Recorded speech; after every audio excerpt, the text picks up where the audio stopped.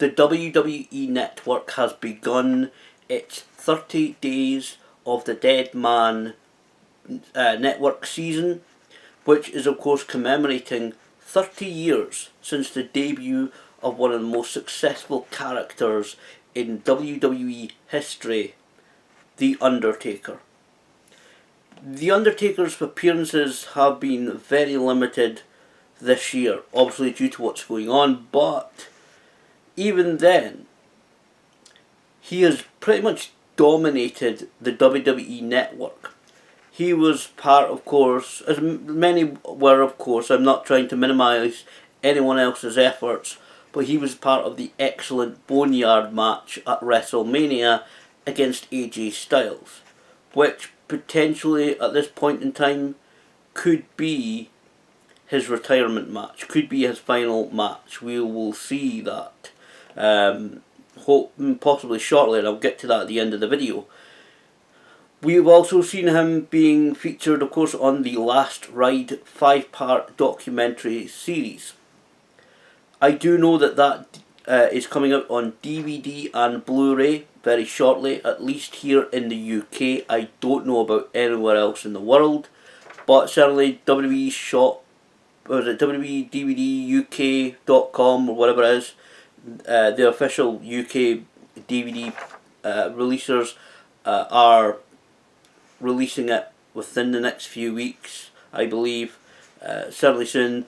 So that might be worth picking up if you really enjoyed the series. Don't know about any bonus features, etc. I haven't really looked into it, but that Last Ride documentary series was excellent. I really haven't talked about The Undertaker on this channel. There's retirement, the Last Ride series. I think I did one, maybe two videos about them, which I'm not even sure I remember if I published it, but the Last Ride documentary series, if you haven't watched it, go back, watch all episodes, all 5 episodes. It is excellent. It's a more in-depth and intimate look at The Undertaker than we have ever seen before, and that we honestly ever thought we would see. From having surgery to being very nervous and not so confident, obviously the famous Triple H going over and remember who you are meme and gif that's going around that's been changed so many times, to just his home life with the likes of his wife Michelle McCool, who I will say deserves every little bit of credit that goes her way. She really does. But anyway, 30 Days of the Deadman.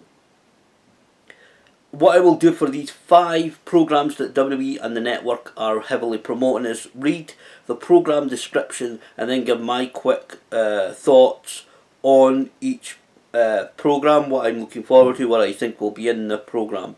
So the first one is already available. The first one is WWE Untold, The Phenom and the Legend Killer. Obviously, very sadly, Randy Orton is a highly successful performer in WWE. I say sadly, obviously, but no spoilers. But anyway, this documentary was released yesterday, although I did see something on the WWE Network page on Saturday on the Facebook page saying that was available then. I didn't get the opportunity to check whether it was actually available, but it is now. Released on Sunday, October 25th, The Phenom and the Legend Killer. So here is the program description. Learn the incredible true story of The Undertaker and Randy Orton's epic rivalry from 2005 as told by The Phenom and the Legend Killer themselves. The Undertaker and Orton discuss their classic series of matches and recall the lessons they took away from their nearly year-long rivalry, from nearly getting set on fire and how to start and crash a lowrider, to learning the rights and wrongs of the sports entertainment business. Like I said, this one is already available. It's an in-depth look into, and I'll admit I have never been a Randy Orton fan, never really have been, but hopefully we get some good insights into how the feud is put together. Even in 2005, shortly really after becoming World Heavyweight Champion, which that run didn't really work out for Orton. The opportunity to work with a legend like The Undertaker was an opportunity to cement his place within WWE. People were still very much not. They hadn't made up their mind about Randy. They really hadn't. They weren't sure whether, okay, he's going to be a flash in the pan, burn out quickly, or whether he was going to be one of those that could set the stalls out on him and he would be one of the main eventers for many years to come, which proved to be the case. And I'll admit, I'm not a Orton fan, said it many times, but he has become one of WWE's biggest stars, and it's amazing to think how long he has been with the company right now. We're going back to 2005, this is now getting to the end of 2020, and he was there from around about 2002 at least within WWE. I know he was in the developmental system before that, but it's amazing. So hopefully that's a decent look at their feud.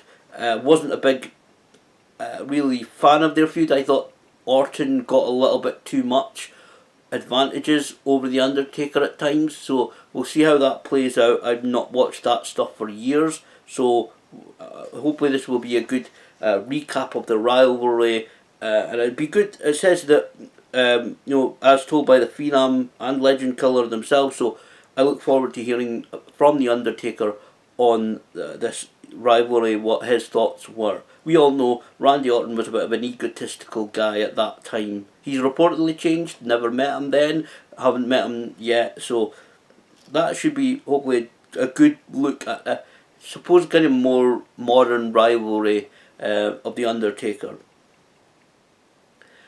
The second programme, I think, is a little bit of a throwaway. I don't know how long any of these programmes will last. I don't know, haven't checked it, whether there's any information on them, but especially the first one, probably be about an hour or so long, I would hope.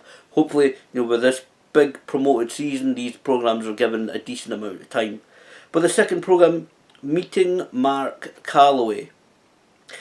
This was going to be released this coming Sunday, November 1st. One of the kind of shocking bits I felt on the Last Ride documentary, they really hammered home.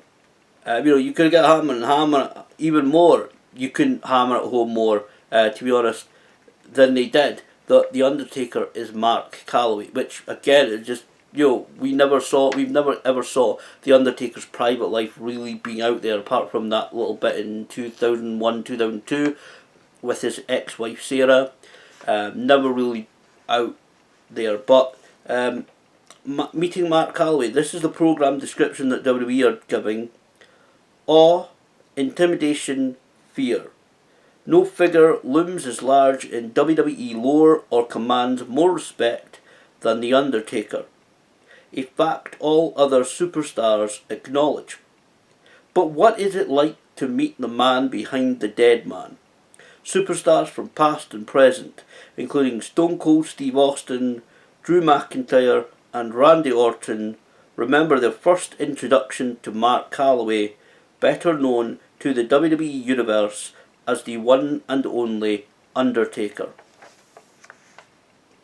One of the questions that I've always had in my mind, and it's a bit real shame that things like the Inside the Ropes deal or event, certainly with the Q&A portion of the show with The Undertaker, never happened. Not that I wouldn't be there, but I would kind of hoping somebody would ask a similar question to the fact that I've always wondered, how long did The Undertaker feel that it took for his thoughts and his opinions to be respected walking into WWE, especially in those days of November 1990 with like Hulk Hogan and Jake the Snake Roberts and Randy Savage and all the big superstars that were there at the time.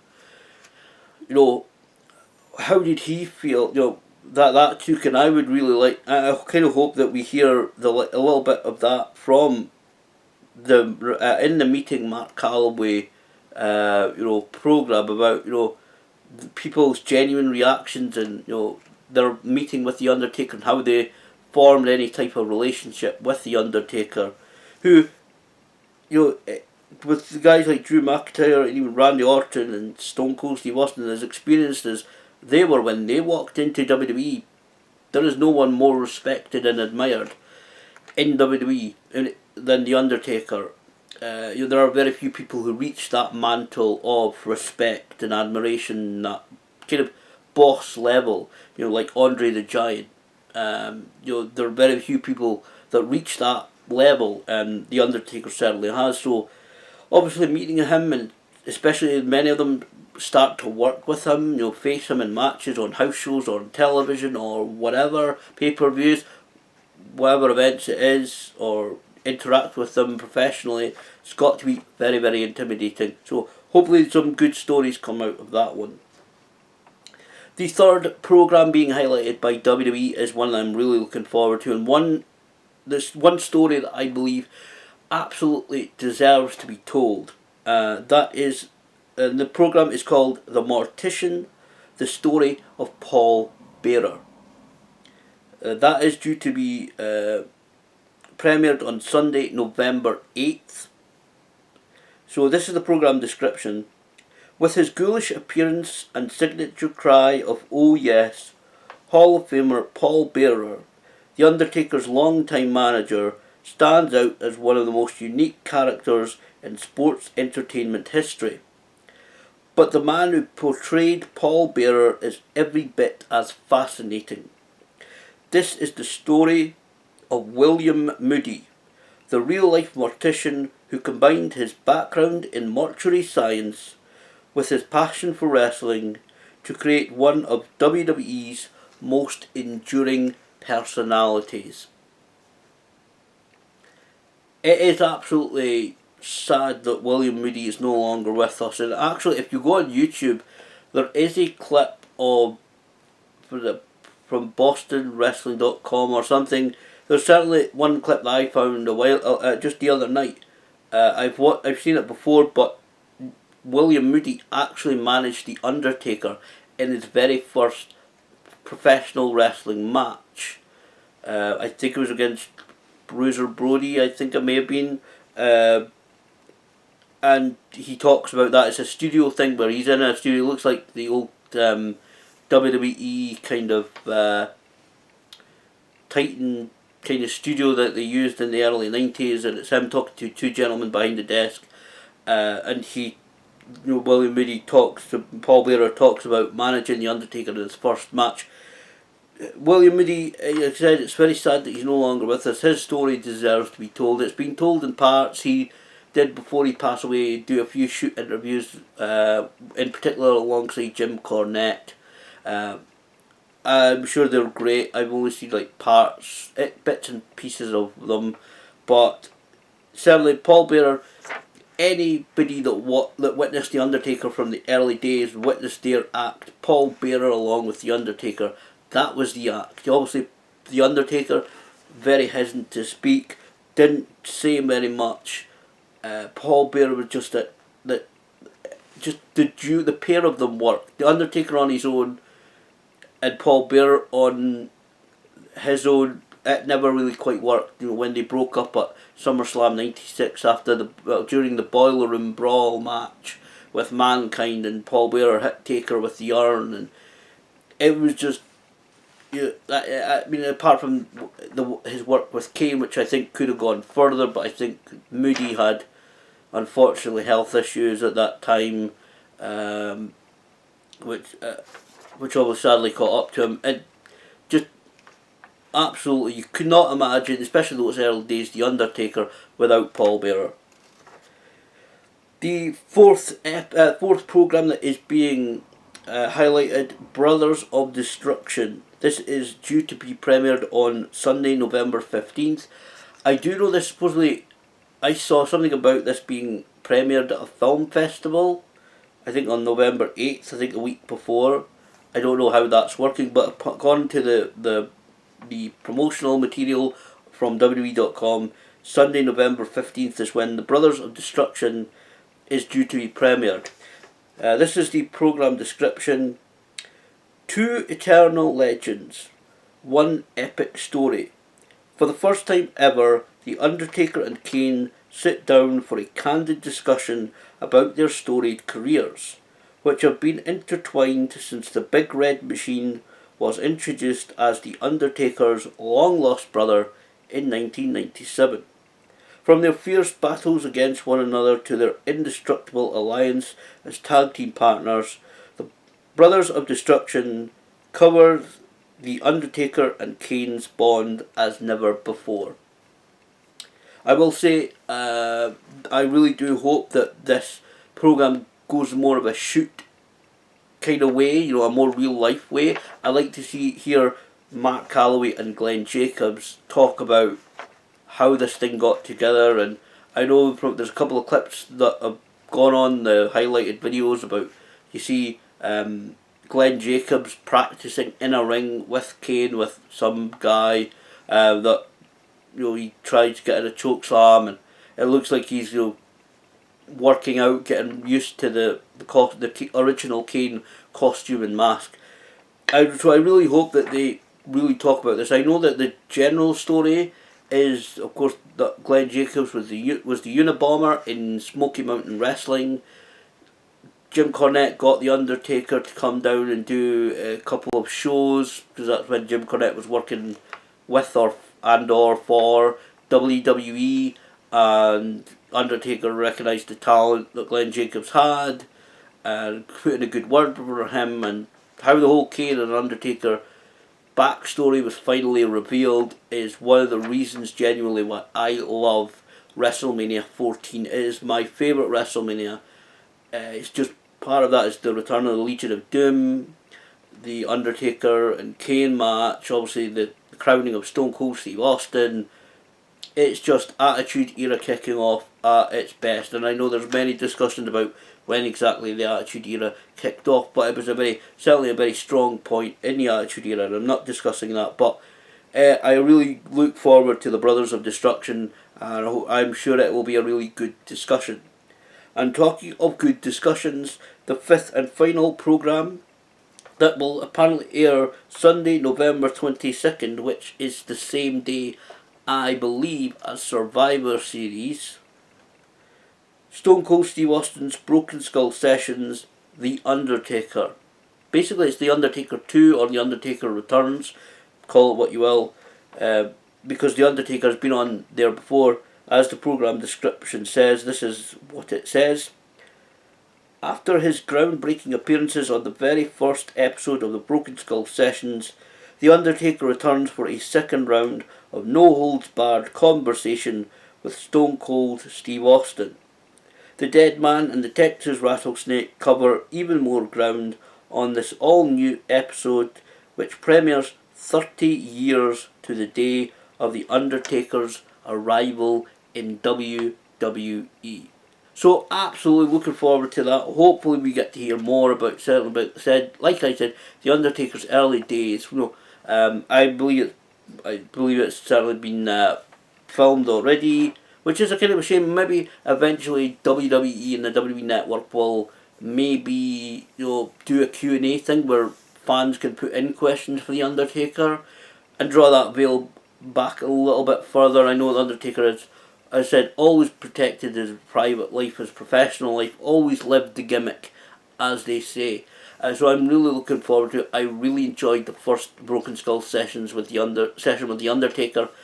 Definitely do have to watch that back. So those are the highlighted programs on the WWE Network 38 Days of the Deadman program season that is currently underway.